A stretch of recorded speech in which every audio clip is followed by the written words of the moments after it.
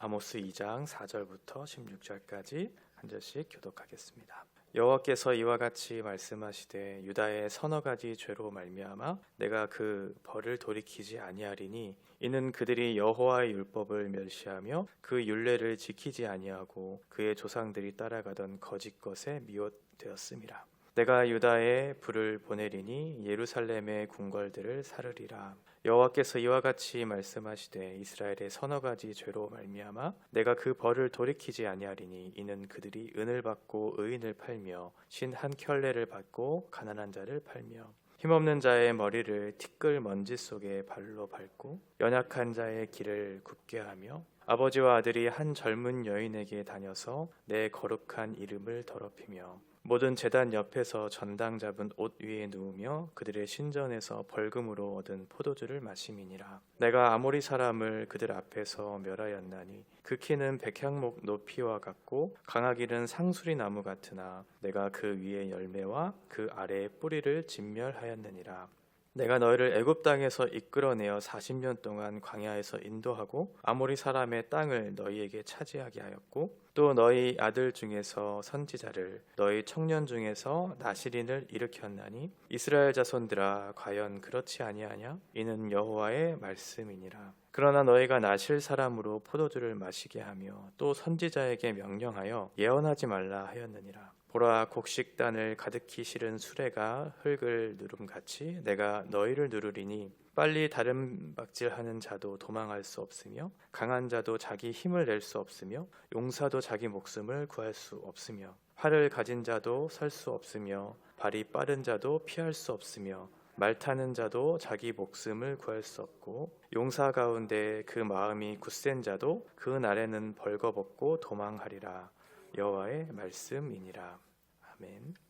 어제는 이방 나라들에 대한 심판의 메시지를 들었고 오늘은 남유다와 북이스라엘에 대한 메시지입니다. 먼저 남유다에 대한 메시지 4절에 보면 여호와께서 이와 같이 말씀하시되 유다의 서너 가지 죄로 말미암아 내가 그 벌을 돌이키지 아니하리니 이는 그들이 여호와의 율법을 멸시하며 그 율례를 지키지 아니하고 그의 조상들이 따라가던 거짓 것에 미혹되었음이라. 먼저 남유다가 행했던 죄는 하나님의 말씀 율법을 버리고 율례를 지키지 않은 그런 죄를 범했던 것이죠. 하나님의 말씀을 듣기는 들었는데 그 말씀을 순종하지 않은 행함이 없는 그런 거짓된 믿음을 가지고 있었던 것입니다. 말씀이 분명히 주어졌음에도 불구하고 그 율례를 지키지 아니했다. 하나님께서는 그 말씀을 듣지 않는 자, 행함이 없는 자에 대해서 어떻게 표현하고 있냐면 로마서 2장 13절에 보면 하나님 앞에서는 율법을 듣는 자가 의인이 아니요 오직 율법을 행하는 자라야 의롭다 하심을 얻으리니. 하나님께서 우리에게 주신 말씀을 듣기만 하는 것은 거짓된 믿음, 말씀을 들었으면 그 말씀을 행하는 그런 믿음이 있어야 되겠죠. 주일날 나와서 좋은 강의를 듣는 것처럼 말씀을 듣는 거예요. 그 말씀을 듣고 교훈을 얻고 위로를 얻고 만족을 얻고 돌아가는 것이죠. 그렇게 하는 것으로 끝나는 것이 아니고 말씀을 들었으면 우리에게 주신 시간과 물질과 건강, 재능 이런 것들을 따라서 하나님께서 기뻐하시고 원하시는 그런 삶을 살아내야 하는데 그렇게 살지 않았던 거죠. 하나님이 이스라엘 백성들을 부르신 이유는 이 어두운 세상의 빛으로 이 땅의 삶을 살아가는 이유와 목적을 알지 못하는 사람들에게 맛을 내도록 하나님이 빛과 소금으로 부르셨는데 그것들을 다 감당하지 못했던 거죠. 순종이 없었던 거예요. 하나님의 말씀을 읽었고 하나님의 말씀을 들었지만 행함이 없는 거짓 믿음을 가지고 있었던 거죠. 또 하나 그들이 실수했던 것은 무엇이냐면 또한 거짓 것, 이것은 카잡이라고 하는 말인데요. 이 거짓 것은 우상을 얘기해요. 거짓 신을 숭배한 우상 숭배를 얘기합니다. 하나님을 섬기기보다는 하나님을 섬기고 있는 것처럼 생각하면서 다른 신을 섬기고 있는 것이 우상 숭배거든요. 본인은 하나님을 섬기고 있다고 생각을 해요. 그런데 하나님이 아닌 다른 신을 섬기고 있는 거죠. 하나님의 이름을 가지고 하나님의 말씀을 이용해서 자기의 욕심과 자기의 영광, 자기의 야망을 채우는 일들을 하고 있는 거예요. 지금 하나님을 안 섬기고 있다고 생각하지 않아요. 하나님을 섬기고 있다고 분명히 생각해요. 스스로 속고 있는 거죠. 예배를 드리고 있지 않는 게 아니에요. 말씀을 듣고 있어요. 그런데 자신을 위해서, 자기의 영광을 위해서 말씀을 이용하고 하나님의 이름을 이용해서 그렇게 거짓 우상 숭배를 하고 있는 거죠. 그렇게 하나님께서 선택하신 선민이었던 유다 백성, 이들이 하나님의 말씀을 버리고 지키지 않고 우상을 숭배하면 어떻게 될까요? 이들도 예외 없이 이방 나라들과 같이 심판을 피할 수 없다고 얘기합니다. 열왕기상 9장 6절과 7절에 보면 만일 너희나 너희의 자손이 아주 돌아서서 나를 따르지 아니하며 내가 너희 앞에 둔 나의 계명과 법도를 지키지 아니하고 가서 다른 신을 섬겨 그것을 경배하면 내가 이스라엘을 내가 그들에게 준 땅에서 끊어버릴 것이요 내 이름을 위하여 내가 거룩하게 구별한 이 성전에서도 내 앞에서 던져버리리니 이스라엘은 모든 민족 가운데서 속담거리와 이야기거리가 될 것이며. 하나님 분명히 경고하신 내용이었죠. 너희가 내 말씀을 버리면, 우상 숭배를 하면 내가 너희를 끊어버릴 것이다. 내가 너를 심판하실 것이다. 성전도 끊어버릴 것이다. 버려버릴 것이다. 이렇게 얘기하고 있어요. 유다 백성들은 그 말씀을 간과했고 하나님의 이 명령을 무시하면서 그 결과 어떻게 됐냐면 유다의 정치적이고 군사적이고 그런 중심지였던, 영적인 중심지였던 예루살렘이 파괴된 사실을 우리가 경험하게 되죠. 또 하나 6절에서부터는 이제 북이스라엘, 이제 본격적인 심판의 메시지를 하려고 하는 거죠. 그동안 7개의 다른 그런 국가들의 심판을 예언하고 멸망을 선언하면서 궁극적으로는 북이스라엘에 대한 선언을 하고 있는 거죠. 길게 6절부터 16절까지 가장 긴 이 본문을 얘기하고 있어요.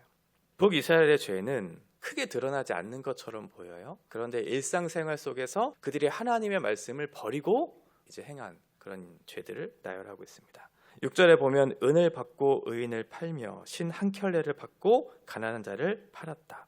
은을 받고 의인은 법정에서 무죄를 선고받은 무죄한 자예요. 무죄한 자를 은을 받고 팔아버린 거죠. 마치 가룟 유다가 예수님을 은 30에 팔았던 것처럼 무죄한 자를 은을 받고 팔아버리는 불법한 일을 하고 있다. 신 한 켤레를 받고 싼 값을 받고 가난한 자를 팔아버렸어요. 노예로 팔아버린 거죠. 하나님 분명히 경고하셨거든요. 가난한 자를 멸시하는 것은 곧 나를 멸시하는 것이다. 그러니까 가난한 자를 팔아버렸다는 것은 하나님을 팔아버린 행동과 동일하게 하나님 지금 말씀하고 있는 거죠. 잠언 14장 31절. 가난한 사람을 학대하는 자는 그를 지으신 이를 멸시하는 자다. 지금 하나님의 말씀을 멸시한 거예요. 하나님을 멸시하니까 가난한 자를 함부로 여겼던 거죠. 이들이 행했던 잘못은 불의한 재판, 불의한 판결로 의인을 버린 거죠. 정의롭지 못한 일을 한 거예요. 또 하나는 돈 때문에 사람을 업신여기면서 노예로 팔아버린 거예요. 그러니까 정의와 공의가 바르게 서지 못한 것에 대한 말씀을 하고 있는 거죠.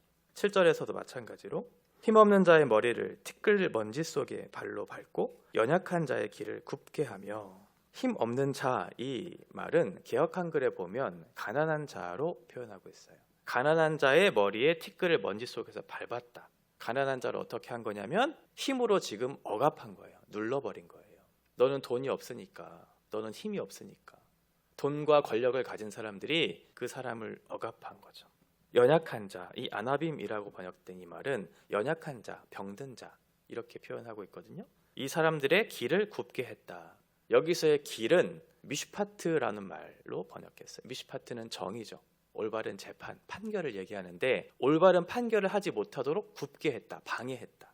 여기서도 똑같은 얘기하죠. 가난한 자, 힘없는 자를 억압했다. 공의가 세워지지 않은 것이죠. 그리고 지금 연약한 자의 재판, 이것을 굽게 했다, 방해했다. 그러니까 올바른 판결을 하지 않은 거예요. 힘이 없다는 이유로. 여기서도 마찬가지로 정의와 공의가 사라진 불공정한 재판을 가지고 사람을 짓밟고 있는 이런 북이스라엘의 잘못된 첫 번째 죄를 나열하고 있어요.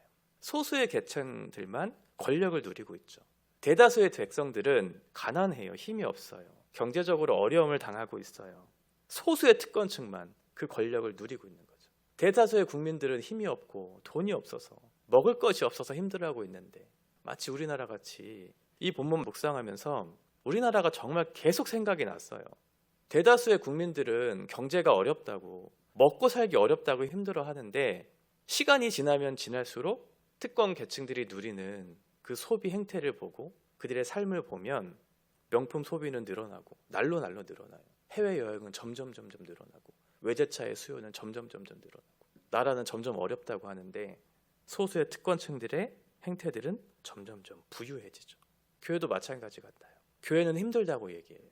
그런데 대다수의 교회들은 다 그렇게, 개척교회나 중소형 교회들은 하루 먹고 하루 벌어서 하루 살기 어려울 정도의 근근히 버티고 있는 대다수의 목회자들이 그렇게 살아가고 있어요. 문을 닫는 경우들이 허다하죠. 그런데 대형 교회는 숫자가 점점점 늘어나요. 이상한 현상이 일어나요. 부익부, 빈익, 사람들은 점점점, 특권층들은 점점점 가만히 있어도 돈이 막 생기고, 가난한 사람들은 먹고 살기 힘들어지고 점점점 궁핍해지는, 정의와 공의가 사라진 결과 이렇게 고통스러운 현실을 북이스라엘이 당하고 있는 거죠. 두 번째 그들이 행했던 죄악들은 7절 보면 그 뒤에 나오죠. 아버지와 아들이 한 젊은 여인에게 다녀서 내 거룩한 이름을 더럽혔다. 여기서 젊은 여인, 나하라라고 하는 이 말은 말 그대로 젊은 여인을 얘기하는데, 보통은 아내 또는 여종 또는 누이 이런 식으로 표현이 돼요. 이런 젊은 여자, 이 한 여인을 두고 지금 아버지와 아들이 뭐 했냐면 다녀서라고, 이 다녀서라고 하는 할라크 엘이라고 하는 이 단어는 성교했다, 성행위를 했다는 거예요. 한 여인을 두고 아버지와 아들이 지금 성적인 그런 불법을 행하고 있는 거죠. 그들이 행했던 두 번째 죄는 성적으로 타락했다. 신명기 22장 30절, 사람이 그의 아버지의 아내를 취하여 아버지의 하체를 드러내지 말라. 하나님 분명히 경고하셨거든요. 그런데 한 여종, 한 첩을 두고 아버지와 아들이 불법적인 성관계를 하고 있는 거죠. 하나님께서 분명히 이스라엘 백성들을 통해서 이루시고자 하시는, 나타내시고자 하시는 그 뜻이 무엇이냐면 거룩이었거든요.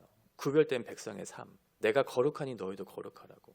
그런데 이스라엘 백성들이 이런 성적인 타락, 하나님의 거룩을 드러내기보다는 하나님의 거룩을 더럽히는, 하나님의 거룩한 이름을 더럽히는 일을 지금 하고 있는 거죠. 정의와 공의가 무너지고 성적인 타락이 이루어지고 있는 이스라엘의 현실, 이것만 있었던 것이 아니에요. 세 번째는 8절에 보면 모든 제단 옆에서 전당 잡은 옷 위에 누우며 그들의 신전에서 벌금으로 얻은 포도주를 마심이니라. 전당 잡은 옷, 이건 하나님께서 그 전에 말씀하신 내용이 있었죠. 이 옷을 해가 지기 전에 돌려줘라. 이스라엘의 기온차가 너무 심하니까 덮고 자야 되거든요. 생계의 유일한 수단이었는데 그것을 전당 잡은 옷을 돌려주지 않았던 거예요. 그 강탈한 옷이 신전에 계속 쌓인 거죠. 그 불법한 것을 가지고 하나님 앞에 드렸던 거예요. 신의 전에서 벌금으로 얻은 포도주를 마셨다. 백성들이 가지고 온 재물을 가지고 제사장들이 배를 불린 거죠. 전제로 드려야 할 그 포도주, 기쁨의 상징이었던 전제로 드려야 할 그 포도주를 불법한 것으로 그렇게 제사장들이 얻으면서 그렇게 자기의 배를 불리는 일들을 했죠. 세 번째는 영적인 타락이에요.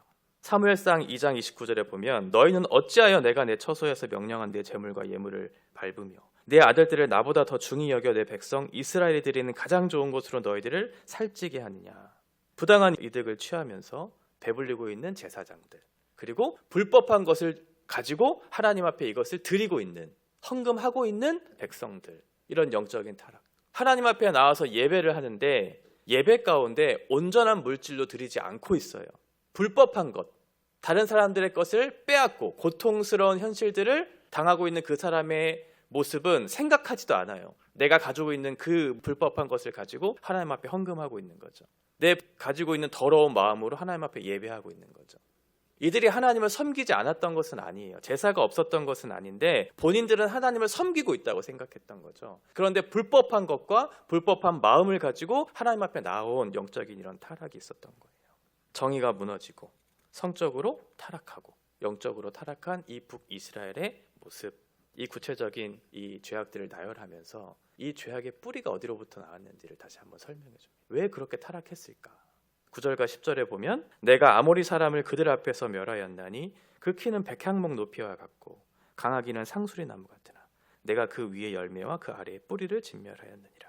내가 너희를 애굽 땅에서 이끌어내어 40년 동안 광야에서 인도하고 아모리 사람의 땅을 너희가 차지하게 하였고, 하나님께서 이스라엘에게 행하신 그 일을, 그 은혜를 다 잊어버린 거예요. 하나님께서 이스라엘에게 어떤 일을 행하셨는가? 아모리 사람, 크고 강한 아모리 사람을 내가 진멸하지 않았는가? 애굽으로부터 너희를 구원해내지 않았는가? 내가 너를 광야에 인도하고 가나안에 입성해서 정착하게 하지 않았는가? 그것이 모든 것이 하나님께서 너희에게 행하신 일이다 라는 것을 말씀해 주신 거죠. 그런데 이 모든 것을 이스라엘 백성들은 어떻게 했냐면 내가 했다고 생각했어요. 아모리 족속을 몰아낸 것도 내가 한 거고, 애굽에서 탈출한 것도, 광야를 걸어간 것도, 가나안을 입성하고 정착한 것도 내가 했다고 생각한 거죠. 분명히 하나님께서 모세를 통해서 이런 일이 있을 것을 알고 예언한 내용이 있어요. 신명기 8장 17절부터 보면 그러나 내가 마음에 이르기를 내 능력과 내 손의 힘으로 내가 이 재물을 얻었다 말할 것이라. 내 하나님 여호와를 기억하라. 그가 내게 재물 얻을 능력을 주셨음이라. 이같이 하심은 내 조상들에게 맹세하신 언약을 오늘과 같이 이루려 하심이니라. 내가 만일 내 하나님 여호와를 잊어버리고 다른 신들을 따라 그들을 섬기며 그들에게 절하면 내가 너희에게 증거하노니 너희가 반드시 멸망할 것이라. 하나님의 은혜를 다 잊어버린 민족, 하나님께서는 반드시 멸망할 것이라고 이미 예고하셨죠. 북이스라엘은 하나님께서 행하신 그 일에 대해서 잊고 있었던 거예요. 그래서 하나님께서 다시 한번 이 말씀해 주신 거죠. 아모리 족속 누가 물리쳤냐? 애굽에서부터 너를 이끌어낸 분이 누구시냐? 광야를 인도하신, 가나안에 정착하게 하신 그 분이 누구신가? 그것을 잊으면 안 되는데 이스라엘 백성들은 그것을 잊은 거죠. 그러니까 하나님의 말씀을 버리고 우상을 숭배하고 정의와 공의를 버리고 영적인 타락, 성적인 타락을 행하면서 하나님 없이 그렇게 행했던 거죠. 또 하나 11절에 보면 또 너희 아들 중에서 선지자를 너희 청년 중에서 나시린을 일으켰나니 이스라엘 자손들아 과연 그렇지 아니하냐? 이는 여호와의 말씀이니라. 그러나 너희가 나실 사람으로 포도주를 마시게 하며 또 선지자에게 명령하여 예언하지 말라 하였느니라. 하나님께서 그들을 위해서 선지자도 보내주셨어요. 나시린도 세워주셨어요. 구원해 주실 뿐만 아니라 선지자를 세우시고 나시린을 세우셨죠. 그래서 그 선지자를 통해서 하나님의 말씀을 비추어 주시고 그 나시린을 통해서 거룩한 삶의 모델을 비추어 주시면서 너희는 이렇게 살아야 한다라고 말씀해 주셨는데 어떻게 했냐면 하나님의 말씀을 전하는 선지자에게 하나님 말씀 전하지 말아라 라고 얘기해요. 하나님 구원해 주시고 말씀해 주시고 어떻게 살아내야 되는지를 보여주셨는데 이스라엘 백성들은 그것들을 다 잊고 하나님 말씀 필요 없어요. 하나님 예언을 하지 못하도록 선지자를 막고 또 어떻게 했냐면 나시린은 거룩한 사람이잖아요. 구별된 백성이잖아요.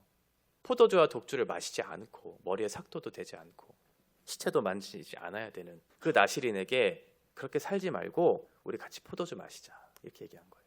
오늘날 교회로 적용해 보면 어떻게 된 걸까요? 교회에 오면 우리는 뭐 해야 돼요? 하나님 말씀 들어야 되죠. 하나님의 말씀을 부지런히 서로 가르치고 권면하는 일들이 우리 교회 가운데 있어야 되잖아요. 그런데 이렇게 얘기하는 거예요. 무슨 교회에 와서 하나님 말씀을 배워요? 뭐 그렇게 어렵게 하나님 말씀을 가르쳐요? 이런 얘기하고 있는 거거든요. 우리가 함께 어울려서 교회 안으로 들어오게 하는 것이 중요하지 왜 그렇게 딱딱하게 하나님의 말씀을 가르치냐고 이런 얘기하고 있는 거예요. 기왕이면 우리가 서로 즐겁고 그래야지 무슨 딱딱하게 거룩하게 살기 위해서 그렇게 애쓰냐고 그런 얘기하고 있는 거죠. 교회 안에서는 하나님의 말씀을 부지런히 배워야 돼요. 말씀이 없는 그건 신앙생활이 아니잖아요. 말씀을 가르친다고 얘기하는 왜 가르치냐고 얘기하는 그런 어리석은 사람들이 어디 있어요. 말씀을 배워야죠. 교회에서 뭐 그렇게 어렵게 말씀을 가르치냐고. 거룩한 삶을 살기 위해서 서로 권면하고 이렇게 해야죠. 그게 아니고 괜찮아 너도 그러고 있고 나도 그러고 있으니까 괜찮아 라고 얘기하고 있는 거죠. 서로를 보면서 예수님을 발견하고 예수님을 나눌 수 있는 믿음의 동역자가 있어야 되는데 그런 친밀한 관계를 누릴 수 있는 사람이 없는 거예요. 그 공동체 안에. 무슨 거룩한 삶을 사냐. 같이 포도주나 마시자. 이런 얘기하고 있는 거죠. 왜 그랬을까요?